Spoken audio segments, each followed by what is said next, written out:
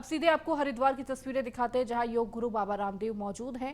क्या कुछ कह रहे हैं आइए आपको सुनाते हैं।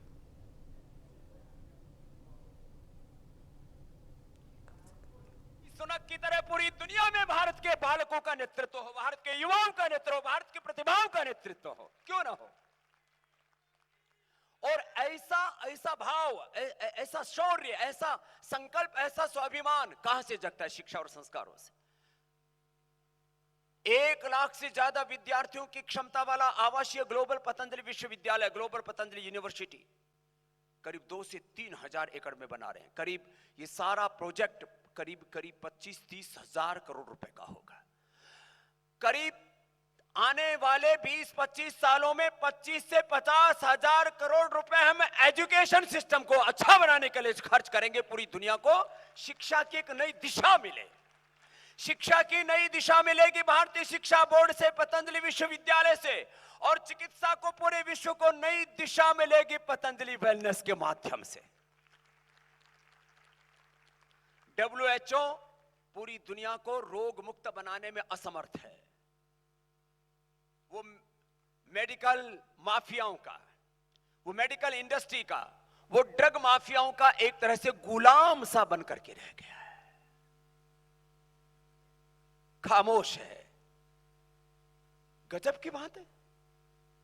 सारी दुनिया को ये बताया जा रहा है कि कोई बीमारी ठीक नहीं हो सकती। BP, sugar, thyroid, asthma, arthritis, थोड़ा तनाव भी हो, स्ट्रेस भी जाए, गैस, कब्ज, एसिडिटी का भी इन WHO वालों के पास कोई सॉल्यूशन नहीं है।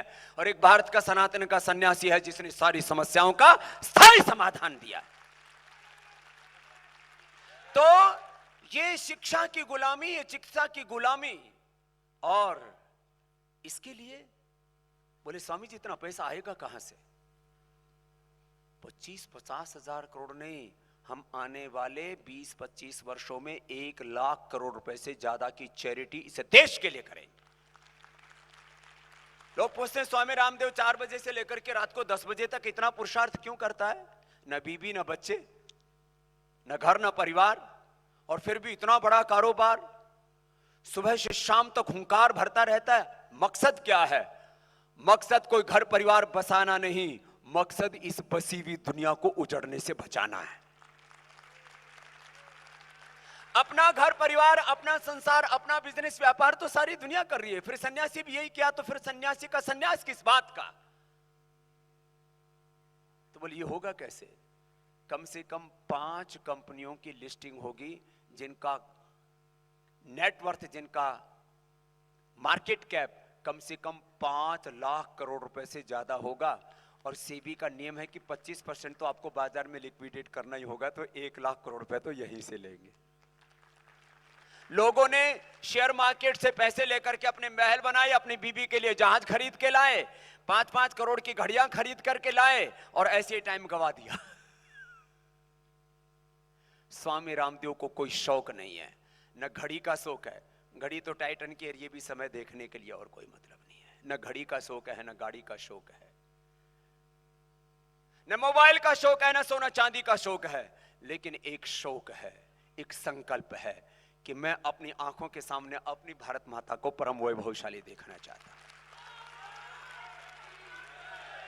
और इस भारत माता को परम वैभवशाली बनाने के लिए अखंड प्रचंड पुरुषार्थ करते हुए अकेला ही नहीं, आप सबको साथ में लेकर के आगे बढ़ना चाहता हूं। इसलिए देश के वो प्रबुद्ध जन जिन्होंने अलग अलग क्षेत्रों में इस राष्ट्र निर्माण के लिए अपनी अपनी एक भूमिका निभाई है, अब एक नई उड़ान के लिए, एक नई भूमिका के लिए आपको तैयार करने के लिए हमने आमंत्रित किया है कि 1 लाख से ज्यादा बच्चे जब पूरी दुनिया के 200 देशों के आकर के पतंजलि विश्वविद्यालय में पढ़ेंगे, यूरोप के भी बच्चे आएंगे, मिडिल ईस्ट के भी बच्चे आएंगे, अमेरिका के, ब्रिटेन के भी बच्चे आएंगे, ऑस्ट्रेलिया के भी बच्चे आएंगे।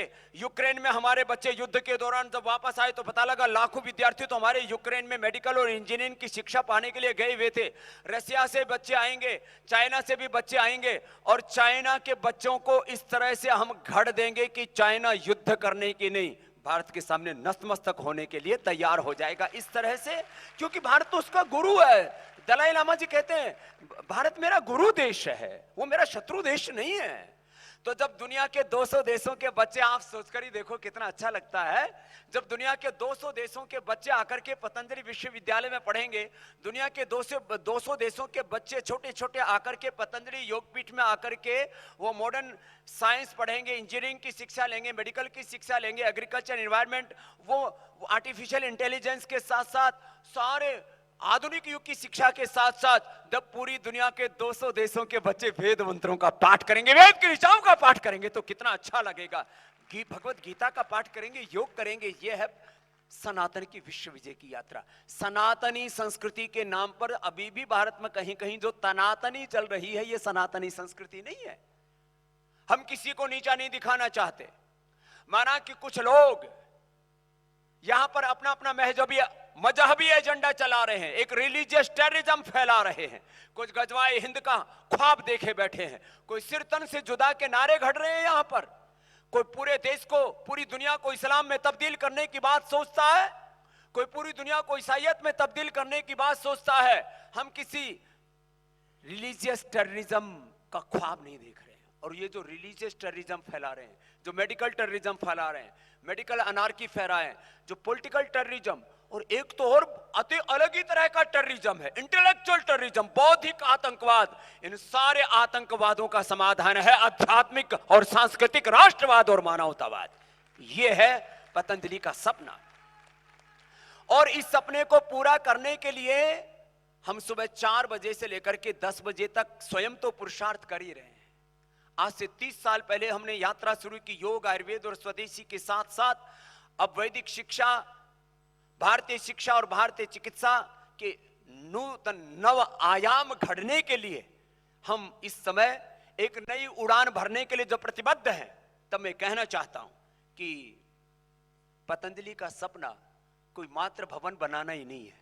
भवन तो बने हैं, पूरी दुनिया में जितना बड़ा किसी भी आध्यात्मिक स्पिरिचुअल इंस्टीट्यूशन के पास जो इंफ्रास्ट्रक्चर पतंजलि के पास है, और इंफ्रास्ट्रक्चर के साथ जो एक डिवाइन कैरेक्टर पतंजलि के पास है, वैसा किसी गैर सरकारी संस्था के पास नहीं है। यह भी आपको गौरव होना चाहिए कि पूरी दुनिया में इतने बड़े बड़े लोगों के पास साम्राज्य है, धन है, दौलत है, ऐश्वर्य है, आखिर पतंजलि ये क्या कर रहा है? तो पतंजलि एक नए विश्व के, एक नई दुनिया के, एक न्यू एजुकेशन सिस्टम के, न्यू मेडिकल सिस्टम के, एक न्यू सोशल सिस्टम के, एक डिवाइन